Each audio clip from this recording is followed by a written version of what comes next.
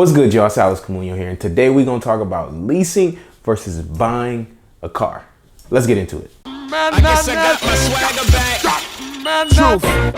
Man, this is a topic I'm really excited to get into because I've been seeing a lot of nonsense spewed on this subject by people who we do not mention on this channel. Dave Ramsey.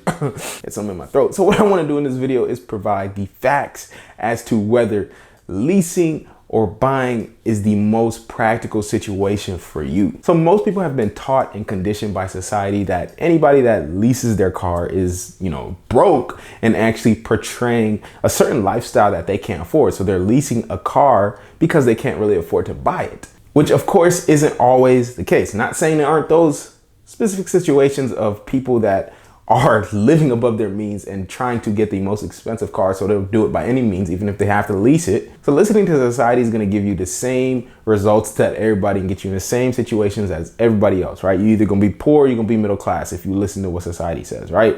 And so that's why I want us all to do our own thinking on every occasion. Look at both sides of the argument, and then once you've been presented the facts, you can make an objective decision as to whether leasing or buying is the most practical situation for you. So let's get into it. So in order to really understand this, I think there's two ways to look at this, conversation of leasing versus buying a car, right? There's the financial aspect and financial perspective of it, and then there's the situational aspect of it, right? So it's never as cut and dry as some people like Dave Ramsey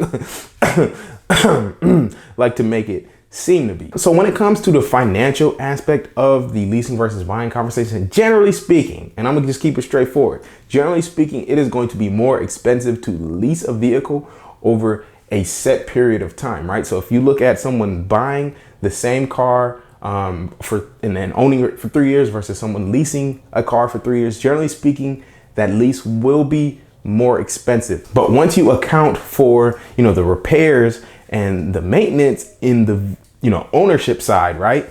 Then it could definitely cost more to own that vehicle, right? The thing about a car lease is that when you lease a car, you're getting a brand new car, right? And so whenever you have any major repairs come up on a car lease, you typically don't have to pay for them because the car is still covered by the manufacturer's warranty because it's a brand new car, right? So for that lease term, if it's a 3-year lease, the manufacturer's warranty might be 3 years long as well. So generally speaking, any of those major repairs you don't have to account for. And then also your maintenance is also taken care of by the dealership in the lease agreement. But when it comes to leasing a car, in terms of the financial aspect, you got to understand that a lot of the things that you think you're not paying for are already built into your payment, right? So it's kind of like that whole concept of people whenever they're, talking about renting versus buying, right? They think, oh, if I'm renting, I don't have to pay for maintenance, right? I don't have to pay property taxes. I don't have to pay, interest on a mortgage, right?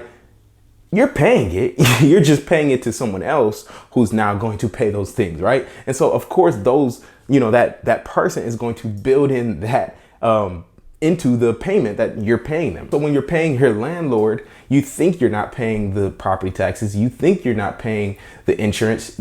You think you're not paying the interest. You think you're not paying the insurance. You think you're not paying for the maintenance of the roof and all these things. It's already built into your rental payment. And so it's the same thing when it comes to leasing a car, right? Because when you're leasing a car, you're essentially renting a car from someone else. You don't own the car. And so, of course, the maintenance is built into your payment. The depreciation, right? Because whenever you go to return that car, it's going to be a lot less. It's going to be worth a lot less at the end of that lease, right? That's built into your payment.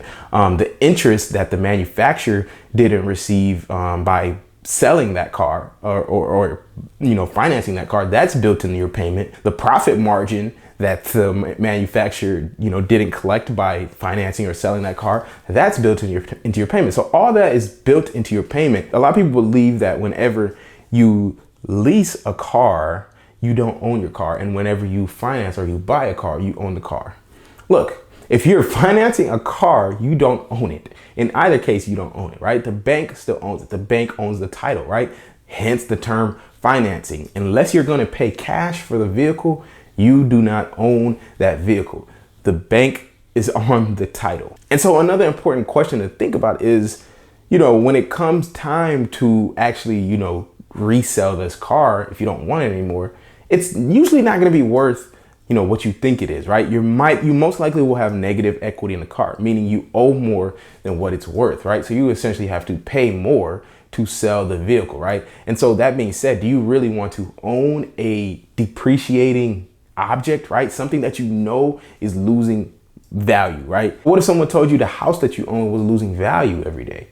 You probably wouldn't buy that house, right? You would probably rent out that house so that someone else can take the hit on that loss of value, right? So when you lease a vehicle, you have a fixed cost of ownership, right? Because now, like I said, the depreciation is built into your payment, right? All that stuff is built into your payment. So you can predict exactly how much it's going to cost you to actually use this vehicle or rent this vehicle or lease this vehicle during this set time. But see, when it comes to, this conversation, it's important that we look at it in the situational aspect as well, like I mentioned, because some people might make it out to seem just so black and white and cut and dry that you have to buy a vehicle all the time. Dave Ramsey. See, the thing I realized about leasing a vehicle is that a lot of people actually like the flexibility of being able to drive new cars every 3 years, right? Because the thing about a car is that technology changes very rapidly in a car, right? Cars are always, getting upgraded. New body styles are coming out, new features are getting added. And a lot of people like that aspect of driving, the newest car. So they tend to lease it. Combine that with the fact that it's losing value, it just gives them added reason as to why they don't necessarily want to own this vehicle, right? And of course, you get a lot of flexibility whenever you lease a vehicle because, like I said, if your life changes or your, situation changes, if you're leasing a 2-door coupe, right? But you get married, you have a kid in the span of 3 years, right? Now you might necessarily want a bigger vehicle. So now you can get rid of the coupe and go get a bigger vehicle now because your situation changed. In addition to that, if you're a business owner, it is very advantageous to, lease vehicles because of the tax write-offs and the tax incentives that you get from leasing a vehicle. When you're a business owner, right, and you have a vehicle that you use for business use, you could even be self-employed, you could be in sales, a real estate agent, whatever, you can write off your lease payment based off the percentage that you use that vehicle for business, right? If you use that vehicle 70% of the time for business, then you can write off 70% of that lease payment, right? You can write off, the gas, the insurance, all those things because it's a business expense, right? When it comes to owning, you can only write off, a percentage of that interest, right? Now, yes, you get the depreciation that you can write off on that vehicle, but generally speaking, that depreciation is going down, right? The amount of depreciation is going down over time, right? But when you're leasing, that payment is going to be consistent every single month, no matter what. So that's the situational aspect of the conversation, right? So you really got to look at it in your situation. Me personally, in my situation, it makes sense for me to own my car right now in this moment, meaning while I'm on the path to financial freedom, I don't necessarily want to have a payment. My car is paid off. So it makes sense for me to drive an older car that's paid off so that I can keep my lifestyle expenses low and invest the difference, right? So right now in my situation, it makes sense to own. But once my situation changes, my passive income is 100 times, 50 times more than what it is now, I'm going to want to have a new car every few years because that's what I, acquired all these assets for. It was to pay for my liabilities, right? Now I can incur a liability that's covered by an asset such as a rental property or my business instead of me having to go trade my time to cover for this asset, right? So it doesn't make sense for me to incur that expense now because I would have to trade my time to pay for it. But when I have an asset that can pay for it, why would I not lease a vehicle, right? Get the tax write-offs, and then I can also continue to switch out the vehicles every few years and get a new vehicle, right? Because in the same sense, I'm not the one paying for it. Either my tenants are paying for it or my business is paying for it. So it doesn't matter. I'm going to have to upgrade my car anyway, right? So why should I own something that's going to lose value? So that's what makes sense in my situation. You have to figure out what makes sense in your situation. But when it comes to the conversation of what you should do, to me, it comes down to what situation you're in right now in life. If you're trying to achieve financial freedom and retire early, it doesn't make sense for you to incur that new expense. If you have the paid off car, keep it. Once you pay off your car, keep it. Drive it until you can to keep your lifestyle expenses low, right? But once you have an asset to pay for it, you're going to have to upgrade your car anyway. So you might as well get the benefits that come along with it, right? And to me, that's what it really comes down to, right? What are you trying to do in life at that moment in time?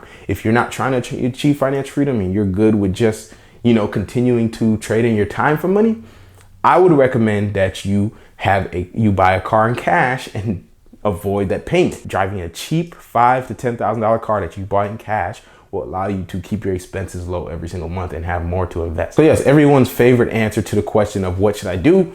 It just depends. But yes, anyways, that's it for this video. I hope y'all gained something of value. If you did, hit that thumbs up button for the YouTube algorithm so that they know that this is good content that needs to get pushed out there some more.